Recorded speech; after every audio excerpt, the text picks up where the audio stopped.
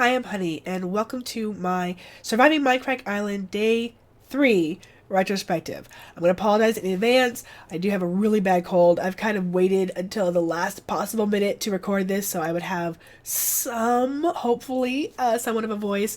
So here we go.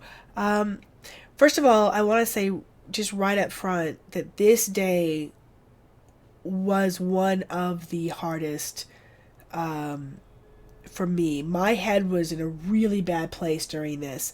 I went into this game pretty much like I do everything. I was blind. I didn't even realize it was based on the Survivor show. I just thought it was going to be some twist of UHC, right? I was just thinking it was going to be some survivalist type of, who's the last one standing. And to me, it was just a fun contest to go in there. As long as I represented myself, true to myself, and where my kids would be proud if they watched it, not, it's all good, right? And hey, who knows? Maybe we'll luck into a spot on Mindcrack. And so it was just it was a really, almost, not, I don't want to say flippant, because I looked forward to it, and I knew it was coming, and I knew what it could mean, as far as getting to work with people, and getting some good exposure and all that stuff. But I really, like I said from before, I really didn't expect to make it. I thought I'd be like, Minecraft's not ready for a girl.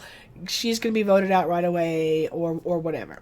So anyway, I was trying to be myself, but not too much of myself, because I realized I'm kind of, I could be, obnoxious with my giggle and all that stuff. So I was really, really struggling with how to be me and not too much me. And I realized, like the compound effect was really was affecting me personally. And I say compound effect, I'm talking about the morale of the team. Our team was up day 1, day 2, day 3 on the chopping block. And to us, it was actually kind of day 4, because we had that one day where there was just a reward, but not a tribal that night. So we failed like every step of the way, right? It doesn't matter that some of them are really close. We still, second place is lost, right? And so I was already feeling that sort of, that morale that, it's my fault. I don't know if that's like a woman thing or if that's my history thing. I kind of spent my life being being told I was the cause of all the badness, right? I was always at fault. It was always me. And I always, so I tend to internalize everything. I see my faults magnified 10 times. And I think that's just kind of a human thing. And everybody else, well, you did your best. It's not your fault. It's okay. It didn't work out so great. You could have done a little bit better, but you really tried, and I understand. So like I'll build everybody else up, but for my own self, it's like, oh, in my head, which is like woman of suckage. If you weren't here, these other great guys would have a chance, would have a better chance. If you weren't here, Amlump wouldn't have gotten voted off. If you weren't here, Zoologen ended up being knocked off at the end of this episode.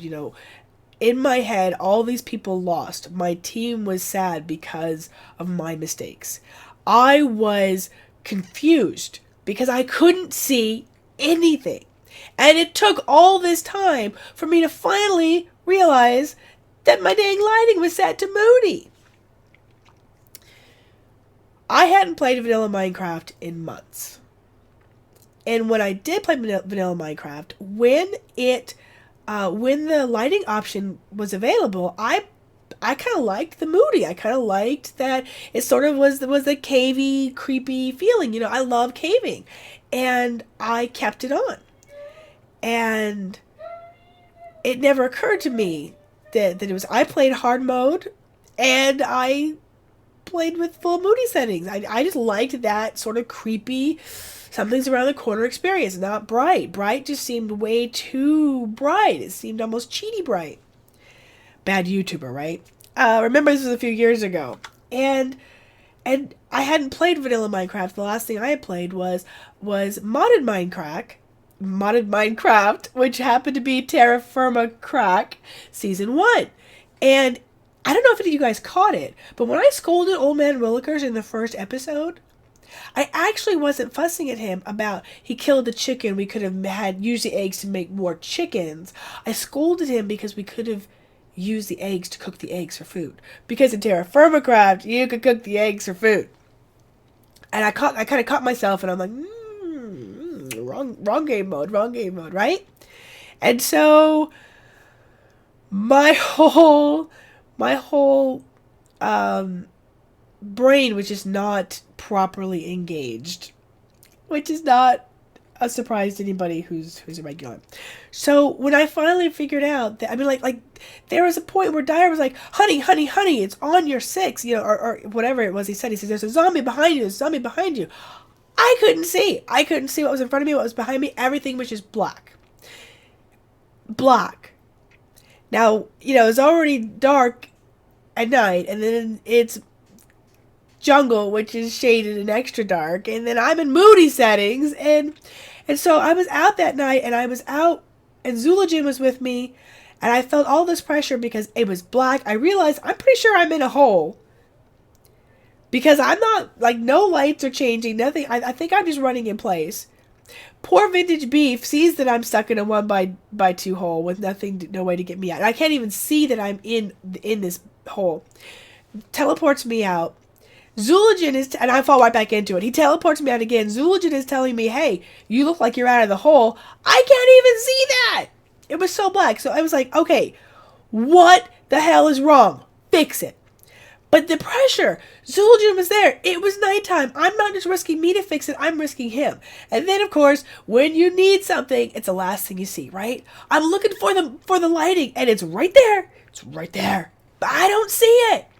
And I was feeling so much pressure, and I was feeling so much guilt that I was even still there. And I was just, and in my haste to, like, let's just go, and when we're somewhat safe, I'll try to figure it out. Basically was what I was thinking. I hit the language button, and it changes my language to who knows what. Oh my goodness. Who does that?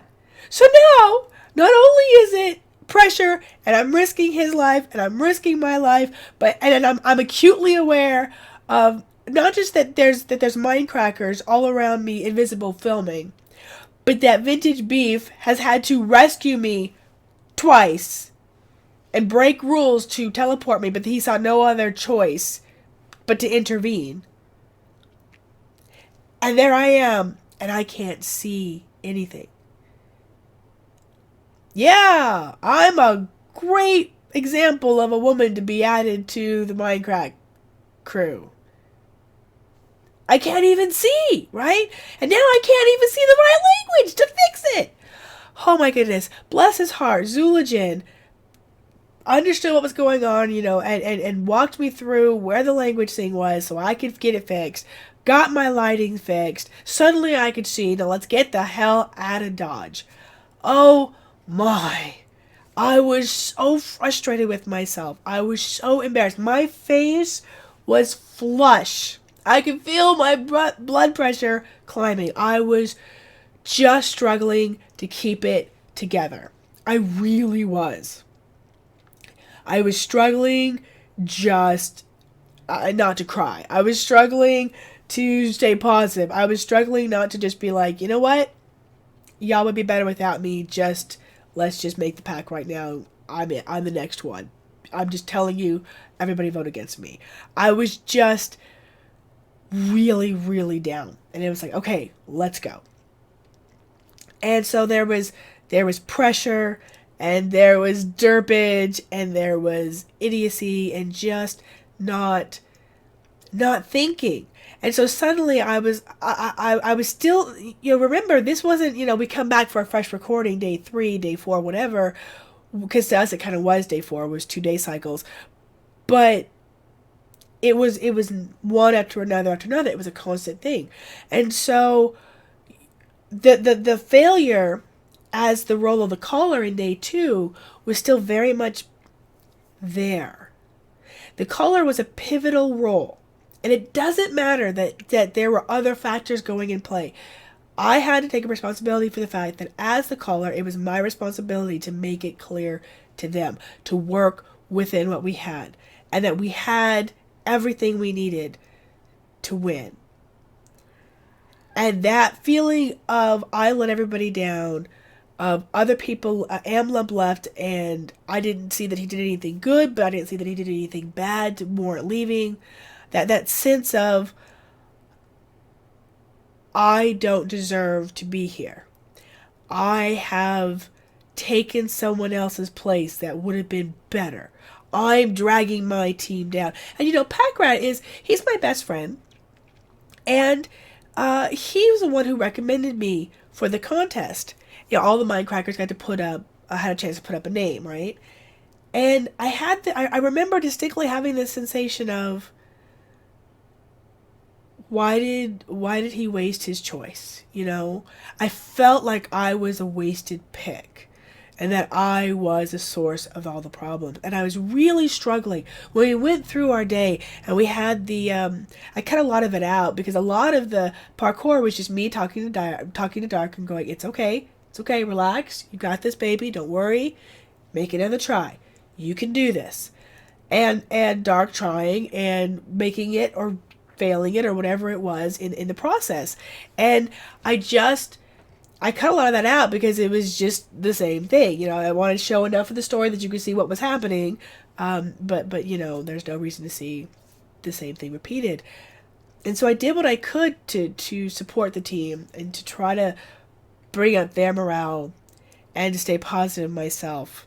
But there were so many things that I was kicking myself in the butt over. When we left Tribal at the beginning of this day, and Amlip had just voted off, and everybody was serious and feeling sick to their stomach and a mess, and I giggle and crassly say, I gotta pay.